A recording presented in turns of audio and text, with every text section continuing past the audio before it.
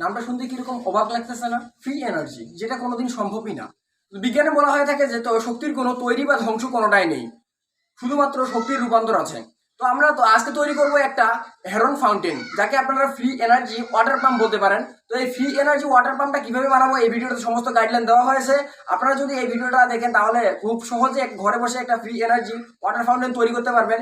এরকম আজকে আমরা এরকম একটা ফ্রি এনার্জি ওয়াটার ফাউন্টেন তৈরি করেছি। তো গাইস, আজকের এই ভিডিওটা দেখার আগে আপনি যদি এই ভিডিওতে লাইক না করেন, ভিডিওটা করে দেন লাইক, এবং চ্যানেলে নতুন হলে চ্যানেলটাকে করে দিন সাবস্ক্রাইব।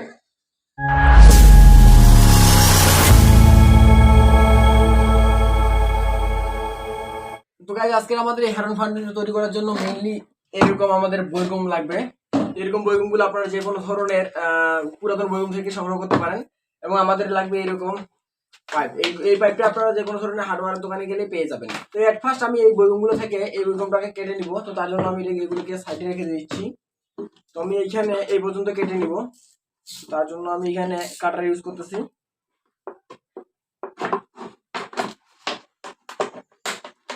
তো গাইস, এখন আমাদের এটা কেটে নেওয়া শেষ। তো গাইস, এখন আপনারা যে ডায়াগ্রামটা দেখতে পাচ্ছেন সেই ডায়াগ্রামটার অনুযায়ী গাইস এখন আমরা এই পাইপটাকে কাটবো। তো তার জন্য আমরা এই যে আমাদের লাস্ট বৈগমটা আছে এইটার একবারে শেষ প্রান্তে ধরবো, এবং আমাদের ফার্স্ট যে বৈগমটা আছে কেটে নিয়েছিলাম এই বৈগমটার নিচে ধরবো। তো আমরা এতটুকু পরিমাণে রাখতেছি।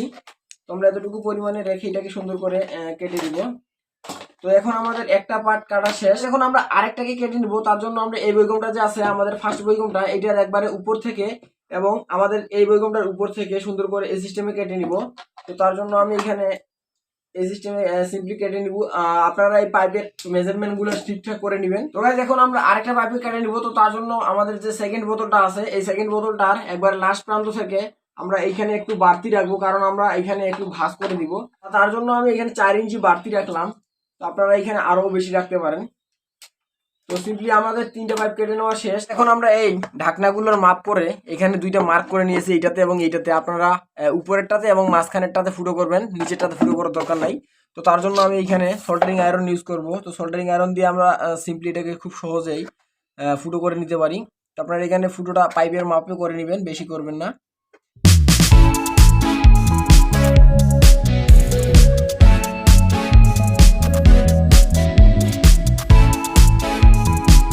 তো গাইস, এখন আমরা এইটাতে সুন্দর করে মার্ক করে নিয়েছি এই পিছনের ফুটাটা অনুযায়ী।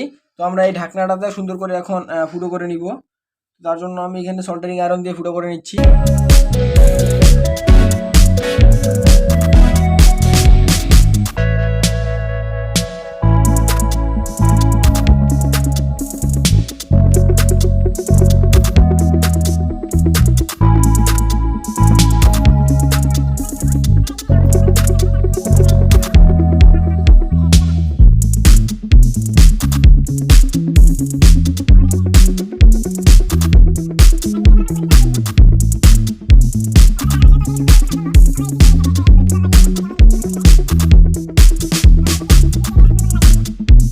পাচ্ছেন আমাদের এটা কত সুন্দর লেগে গেছে এটার সাথে। তো আমরা এটা এক্সট্রা মজবুতির জন্য একটু করে সাইডে গ্লুগান লাগিয়ে দিব। আপনারা দেখতে পাচ্ছেন কত সুন্দর করে লাগিয়ে দিলাম আমি। আমাদের যে বৈগমের ওপর যে ঢাকনাটা আছে এই ঢাকনাটার মাপ অনুযায়ী আমরা এখানে ফুটো করে নিব। তো তার জন্য আমি এখানে একটু টাইট দিয়ে নিলাম এবং এইটা সোজা করে আমরা সিম্পলি এই সামনের দিকে ফুটো করব। তো তার জন্য আমি এখানে সোল্ডারিং আয়রন ইউজ করতেছি।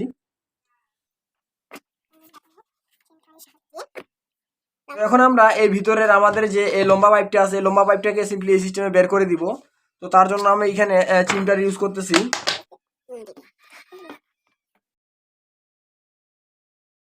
তো গাইস, এখন আমরা এই উপরের পার্টটাকে এখানে লাগিয়ে দিব, কিন্তু তার আগে আমরা এখানে বোতলটাতে ঢুকিয়ে দিব। এই পাইপটাকে আমরা এই সিস্টেমে ঢুকাবো যাতে এটা একবারে আমাদের বোতলের নিচ পর্যন্ত থাকে।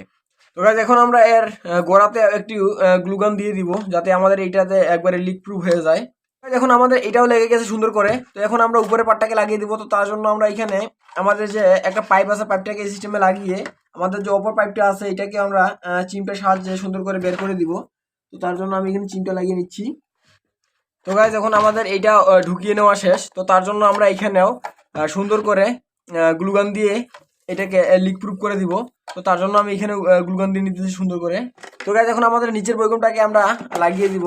তো তার জন্য আমরা এখানে সিম্পলি লাগিয়ে দিলাম। তো গাইজ যদি আপনারা বৈগুম দিয়ে তৈরি করেন তাহলে আপনাদের এইখানে এবং এইখানে লিক থাকবে, এটাই স্বাভাবিক।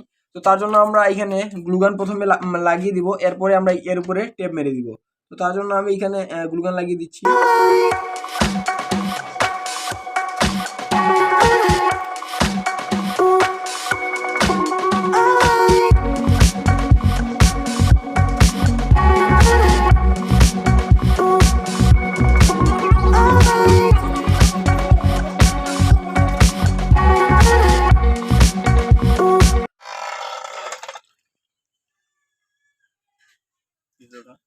পানি নামেছে। তো গাইজ আমরা নিচের বৈগমটাতে এখন পানি ভরে নিয়েছি এবং এর সাথে একটু কালারও মিক্স করে নিয়েছি। তো আমরা সিম্পলি এখন এটাকে উল্টিয়ে দিব, তাহলে আমাদের যে মিডিল যে এইটা বৈগমটা আছে এই বৈগমটাতে পানি আসা শুরু করবে এবং এই পানিগুলো সমস্ত এখানে চলে আসবে। তো এই পানিগুলো সমস্ত চলে আসার পরে আমরা আবার উল্টিয়ে দিব, এরপরে আমাদের কিন্তু এই ওয়াটার পাম্পটা অটোমেটিক চালু হয়ে যাবে। আপনারা দেখতে পাচ্ছেন কত সুন্দর উপরের পানিগুলো নিচে আসতেছে। তো গাইস দেখতে পাচ্ছেন যে আমাদের এখানকার সমস্ত পানি নিচে নেমে গেছে। আমরা সিম্পলি এখন এটাকে উল্টিয়ে দিব এবং টেস্টিং করব। তো আমাদের এখন আমরা এটাকে উল্টিয়ে দিয়েছি। এখন আমরা যদি এখানে সামান্য কিছু পরিমাণে পানি দিয়ে দেই তাহলে আমাদের ওয়াটার পাম্পটা স্টার্ট হয়ে যাবে। তো এই ওয়াটার ফাউন্টেনটা এখন পুরোপুরি প্রস্তুত। তো আপনারা দেখতে পাচ্ছেন আমরা এখানে সিম্পলি দুইটা মডিফিকেশন করেছি। তো আমরা এইখানে একটা জিআই তার দিয়ে লাগিয়ে দিয়েছি যাতে আমাদের এই পাইপটা নড়াচড়া না করে, এবং এখানে একটা ফ্যান টাইপের বানিয়ে নিয়েছি যাতে আমাদের এটা যখন ওয়ার্ক করবে তখন আপনারা দেখতে পারেন যে আমাদের এটা 100% ওয়ার্ক করতেছে। তো আমি এখানে একটু ম্যানেজমেন্ট করে নিচ্ছি। এখন আমাদের ম্যানেজমেন্ট করে নেওয়া শেষ। তো এখন আমি এই সিম্পলি যদি এই পানিটাকে এইখানে ঢেলে দেই তাহলে আপনারা দেখতে পারবেন যে আমাদের ওয়াটার ফাউন্টেনটা অটোমেটিকলি চালু হয়ে যাবে। তো দেখতে পাচ্ছেন আমাদের এটা ওয়াটার ফাউন্টেনটা কিন্তু 100% ওয়ার্ক করতেছে।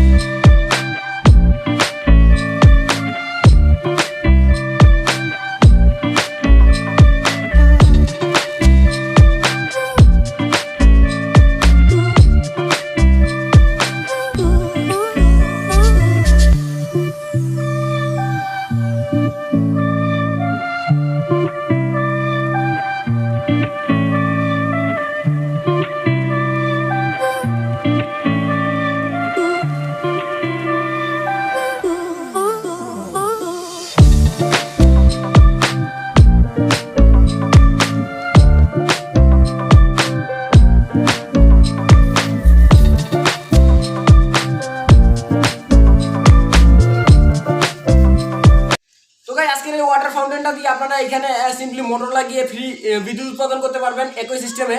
তো আজকের এই ওয়াটার ফাউন্টেনের ভিডিওটা আপনাকে কেমন লেগেছে অবশ্যই কমেন্ট করে জানাবেন, এবং পরবর্তীতে এরকম সায়েন্স রিলেটেড ভিডিও পাওয়ার জন্য আমাদের চ্যানেলটাকে সাবস্ক্রাইব করে পাশে থাকবেন, অন করে রাখবেন। তো ততক্ষণের জন্য ভালো থাকবেন এবং সাথেই থাকবেন ক্রেজি সায়েন্সে।